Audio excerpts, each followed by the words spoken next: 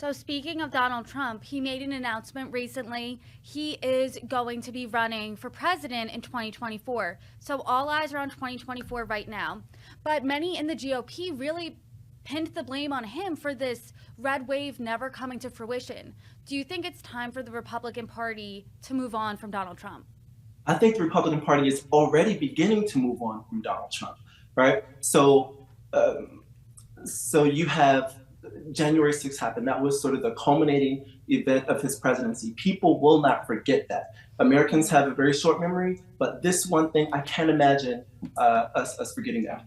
Yeah, even right after his announcement, Joe Biden put out a tweet with a video of Donald Trump, and there was mentionings of January 6th in there. So while the past week you're starting to see this turning away from Donald Trump, but there's a new star rising in the GOP, and that's Ron DeSantis. So he handily won his reelection campaign against Democrat Charlie Crist.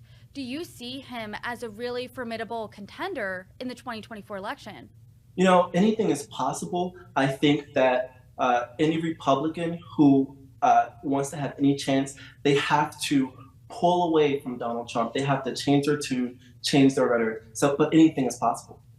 Speaking to that, so far the conversation has largely focused on this Trump versus DeSantis war within the GOP. So, are there any other dark horse contenders that you could see being a real challenger here? I think that that Donald Trump is certainly going to be attacked from the right. You have Mike Pence, who possibly may run. Of course, you have DeSantis, who may run. So he's going to be attacked from the right. But I frankly do not see Donald Trump. If I'm a betting man, I will bet the house on the fact that he's not making it out of the primaries. So we're already talking about 2024, but the midterm elections in 2022 were just last week. So what lessons do you think both parties can take from Election Day moving forward to the next 2 years?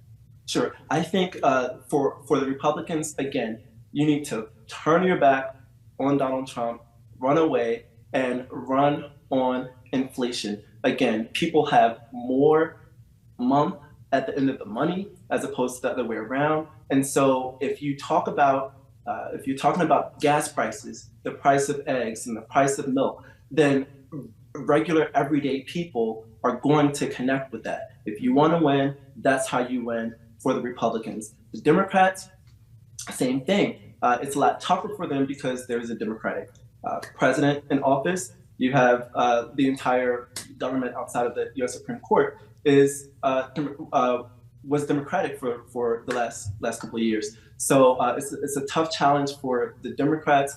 The thing that they have in their hands or in their hats is that if they could connect Republicans to Donald Trump, they have a better chance. So the Democrats have to connect the Republicans to Donald Trump, and the Republicans have to connect the Democrats to this tough economy that we're in. For those everyday voters, economy is obviously top of mind. What other issues do you think they will face or that will be a big deal for voters at the ballot box in 2024? I think the top three issues, number one is the threat to democracy. I think that's very much at the top of people's minds.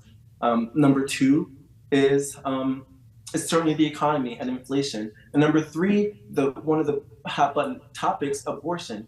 People care about abortion. It's a long-standing issue, and people care about it. So I think those are the top three issues that voters are taking to the polls with them. Great. Well, Drew Benbow, thank you so much.